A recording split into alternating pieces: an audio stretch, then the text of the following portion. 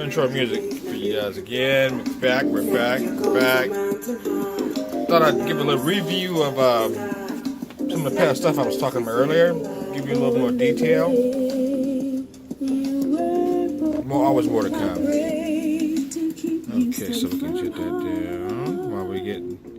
So anyway, I want to continue from that night I told you about my dark side and how I walked into the light, so to speak.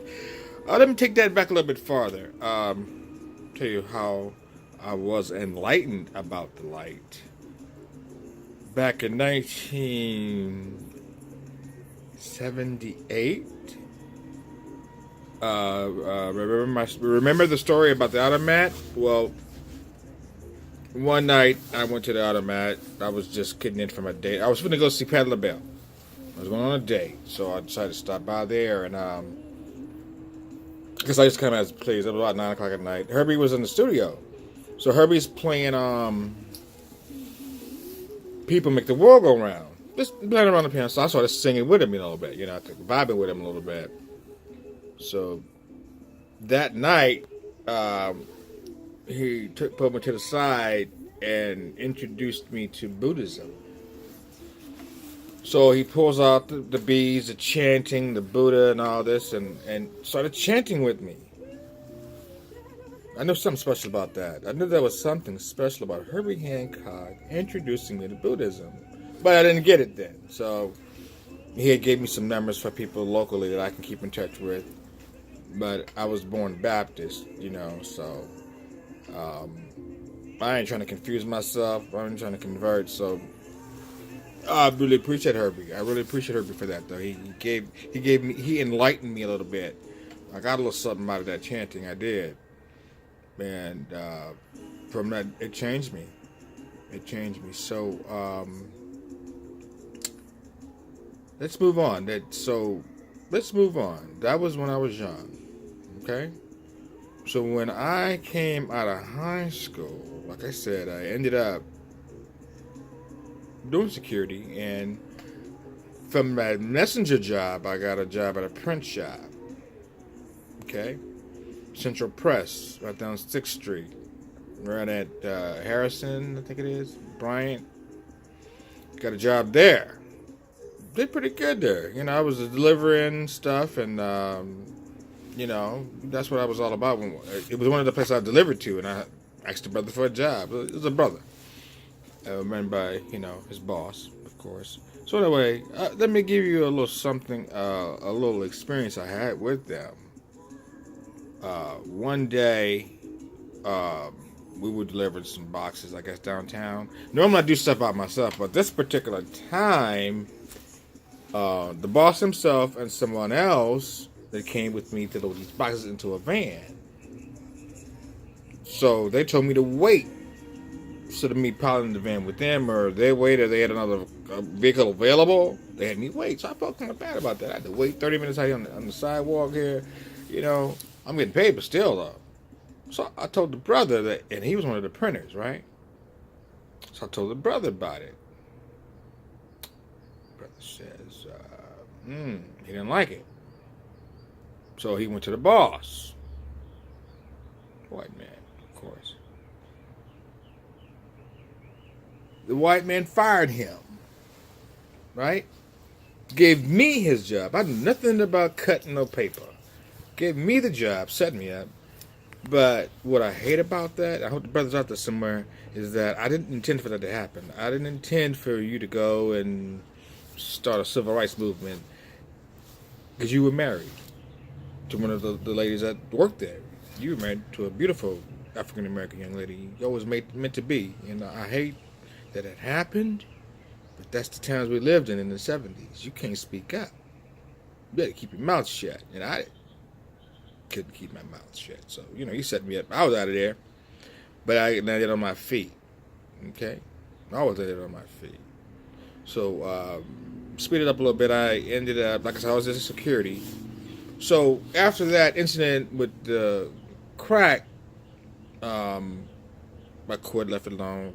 Got a better job with the security company, so I ended up on the crookedest street in the world at San Francisco. down Fisherman's Wharf way, North Beach. So I met this cat, worked for PG&E. Now, mind you, this is a month after this incident on the corner, 3rd Street. Changed my life, right? So anyway, I meet this cat, man. He works for PG&E. He said, "Hey, man, what you up to?" So I tell him about my life. I got a couple of girls in Santa Rosa, and man, I'm trying to make a living, man. I'm trying to come back. So he tells me what to do. Go down Concord, sign up at the union. I got a job. So what happened was, sign up with the union. So the union sends me to school for meter maid, PG&E. So they sent me, man, I'm out there. They feed me, set me up at a hotel. I'm going to class. I'm taking tests for meter checker. You check the meters. So meter reader. That's what it was. Meter reader. So anyway, I didn't pass the test. I failed. Now they didn't set me up there all week, man, feed me, and I said, Lord, here we go again. So a song comes on the radio. Quincy Jones song, Tamia. I got a real thing, it's real in my heart. I mean, just bursting out. This girl was singing from her heart, right? So I called the union. I said, hey, I just passed. I didn't pass the test, so I need a job. So they said, okay, hold on. Do you know? 5 minutes later, they call me. Hey, we got a job right down the street from your house in San Francisco. PG&E. Utility worker. You want it? Got it. Passed the drug test.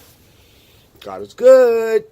That was a miracle. That was a miracle. So that's how I got with PG&E.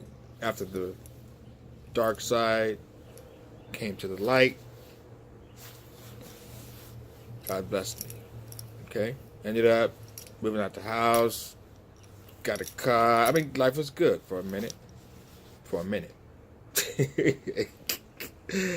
So anyway, I'm going a long time this time. I'm going to use my 10 minutes of fame here, my 15 minutes of fame. Anyway, after that job, because what happened was, I was temporary. Anyway, I was never permanent. I tried to get in there permanent, PG&E, didn't work. So anyway, I don't think I shared this with you, but my experience at PG&E, what happened was, I've been there for about 4 years, man, maybe 2 years, and his brother came from Canada. He was a lineman, and they teamed me with him to work. So I was his utility worker. We worked together, got on the road all over San Francisco. I knew San Francisco, so I was showing him around. So anyway, we worked together. So one day at the office, they was talking about him, right? And they mentioned the N-word. And I went back and told him, man, do you know that brother must have went to him like Malcolm X? We had investigators, and I'm like back against the wall. What did he say? What did this guy say? What did the white guy say? Man, I was backed up against the wall. So you got all my supervisors looking at me like, what you gonna say? Did we say the word? Did we say the N-word? Did we say it? I almost backed out, man. I said, okay, look, I plead the fifth. I ain't got nothing to say. So eventually, the next chance to get rid of somebody, of course, they're gonna let me go. So that's how I did love PG&E. Then I went into construction. Did good. So life was good to me. What I'm trying to tell you is that you're going to have some failures, but you can always come back. I was listening to a song last night by Donna McClurkin. I started to do a little blog last night. We fall down, but we get up. Because we're just sinners who fall down. So that's the point of this story. Get back up again. Get back up again. Get back up again. Get back up again. I don't care how many times you gotta get up. I remember I couldn't stand the word no.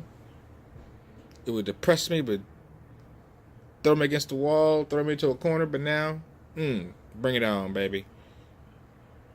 There's gonna be one good yes out there. Netflix, you hear me? Peace out, y'all.